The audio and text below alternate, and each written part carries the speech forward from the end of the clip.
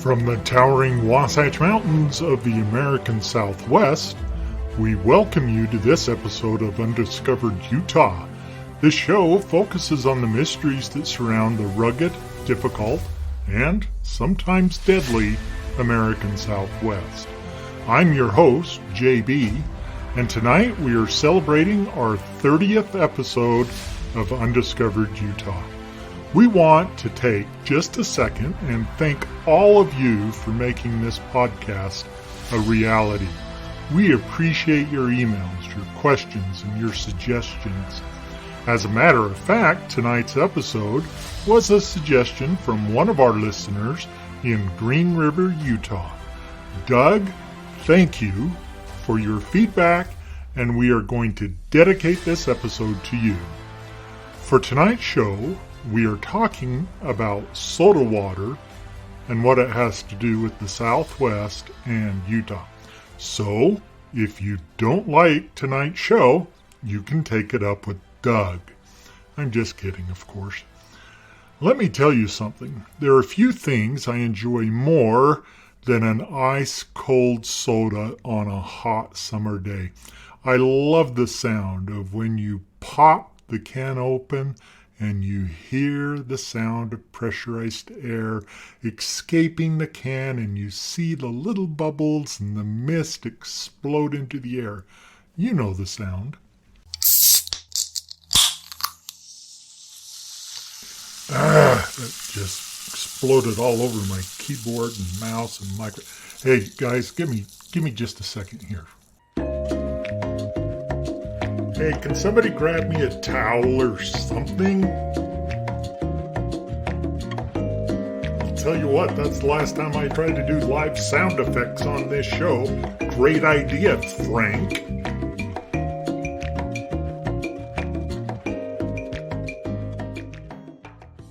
Okay, we're back.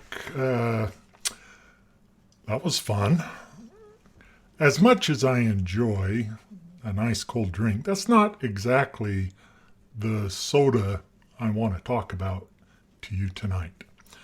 Okay, so I'm going to ask you a trivia question. You ready? True or false?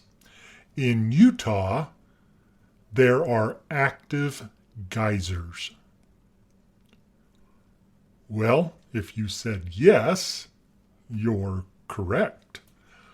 Crystal Geyser is one of the most well-known, and we will get to it in a minute. But first I want to talk about some that are not in Utah but worth a visit if you're in the vicinity. When we think of geysers, most of us immediately think of Yellowstone National Park, and with good reason. Yellowstone is home to over 500 hydrothermal geysers. What exactly is a hydrothermal geyser? Well, the simplest way to explain it is it's basically a hot spring that has a kink in its plumbing. And over time, pressure builds up because of the hot water and the kink, and soon it explodes the hot water into the air and releases the buildup pressure. Yellowstone is so fascinating because it not only has geysers, but over 10,000 hydrothermal features, including hot springs and mud pots. Utah's Crystal Geyser is different from those in Yellowstone. Crystal Geyser is not a hydrothermal feature at all. Between Utah and Yellowstone National Park is a beautiful small town called Soda Springs, Idaho. Soda Springs, Idaho was a major stop along the historic Oregon Trail. Soda Springs is known for a few reasons. One reason is the historic Hooper Springs. Hooper Springs is just north of the town of Soda and is a must-stop on your way to Yellowstone National Park. What's that? You don't drive through Soda Springs on your way to Yellowstone? Then you are missing out on the most beautiful drive from Utah to Yellowstone. Trust me on this one. Anyway, take this route and make a stop at Hooper Springs. This is the perfect place to get out and stretch your legs. What's so special about Hooper Springs is that it is a custom for visitors to stop at the spring and drink the naturally carbonated water that bubbles up from the spring. This has been a tradition since Native Americans called this area home. Then came the trappers, and next the pioneers with their wagons and handcarts on their way to Oregon and the West Coast. Please do not get in the water. Just dip a clean cup into the spring and take a sip. Pioneers believed that these waters had healing properties, so they would stock up on this unique gift from Mother Nature. Not far from Hooper Springs, right in downtown Soda Springs, is a geyser that is much more faithful than the world-famous Old Faithful geyser in Yellowstone National Park. The geyser in Soda Springs erupts every hour on the hour. You can set your clock to it. Here's why it is so faithful. Back in 1937, a local resident wanted to build a resort and was in search of a hydrothermal water source to build a bathhouse and a health resort. So he began to drill right behind the hotel on Main Street in Soda Springs. Well, what he hit was a pocket of carbon dioxide, CO2, 315 feet under the ground. All of a sudden, water started shooting more than 40 feet into the air. They removed the drill bit from the hole, and then the water shot more than 70 feet into the air, and it didn't stop. A few weeks later, the city of Soda Springs received a telegram from Harold Ickes. Harold Ickes was the Secretary of the Interior of the United States. In his telegram, he asked Soda Springs to please turn off their geyser because it, quote, is throwing the world-famous Old Faithful geyser off schedule, unquote. Now, the newly born Soda Springs geyser is exactly 130.45 miles away, well, as the crow flies, from Old Faithful geyser in Yellowstone. It is hard to believe that these two water systems could be connected, but, what do I know? So the town of Soda Springs did what any respectable community would do. They capped the geyser. And I'm sure with a little tongue-in-cheek, they put the geyser on a timer. And since 1937, the Soda Springs geyser shoots off every hour on the hour, and it is the only captive geyser in the world.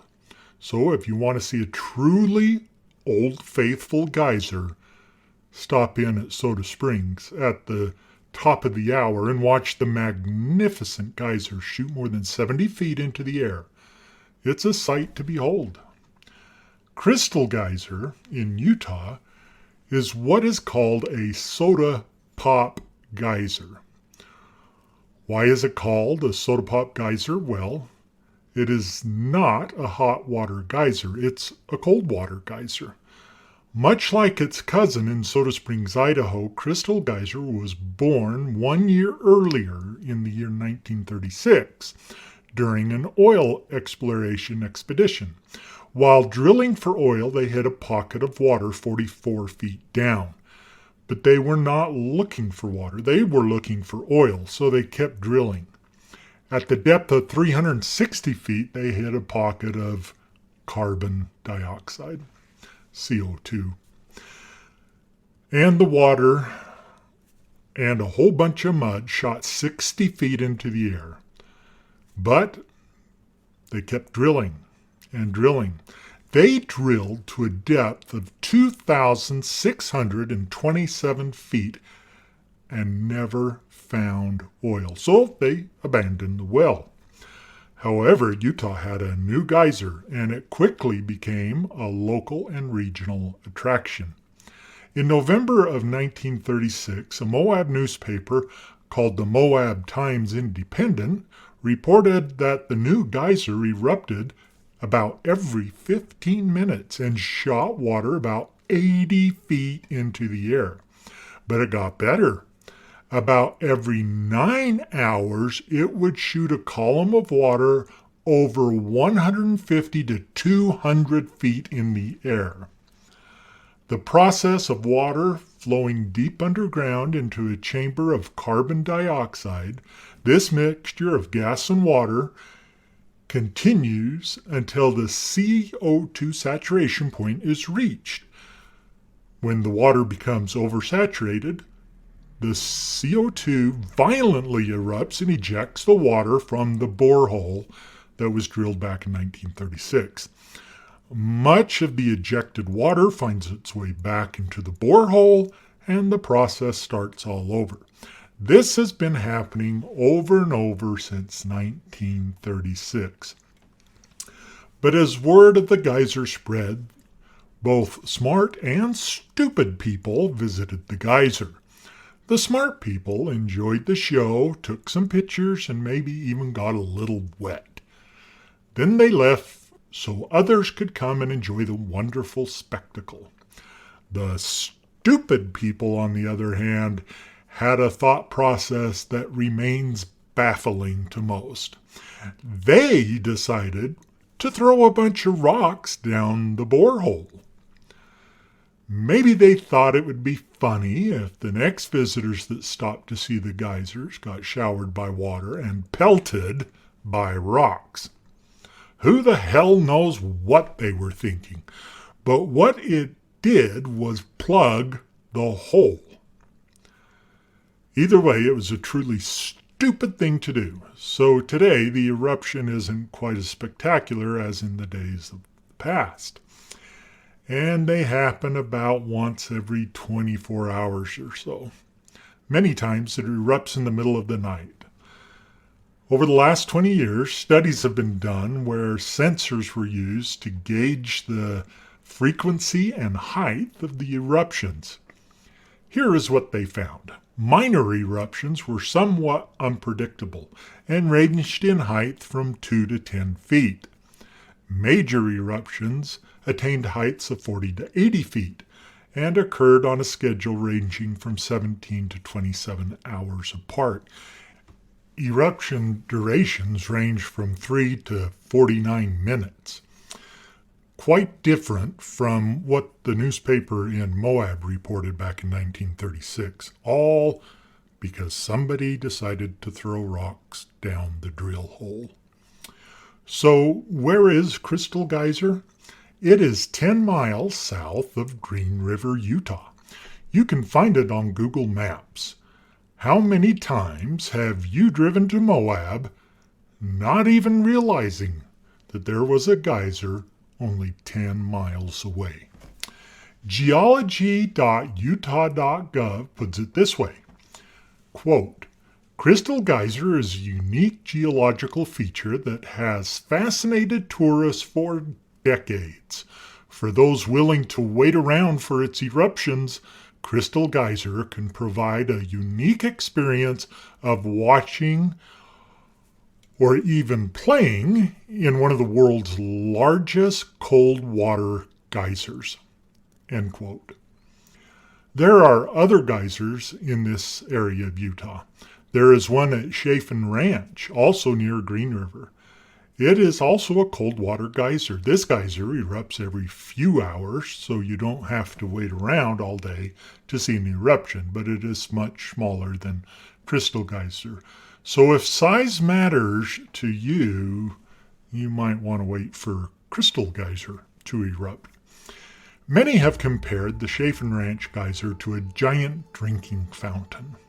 It's about 25 miles from Green River, and you can also find it on Google Maps. The ranch is private property, so please be respectful of the owners and clean up after yourselves. Be some of the smart people. As we have mentioned in other episodes, Utah offers many unique features, some of which were made by complete accident. Whether you are in Green River, Utah or Soda Springs, Idaho, stop in and see these unusual geysers and some of the other unique springs and geological features that are in these areas. Well, that's it for tonight's show. If you would like more information about this episode, you can email me at info@undiscoveredutah.com.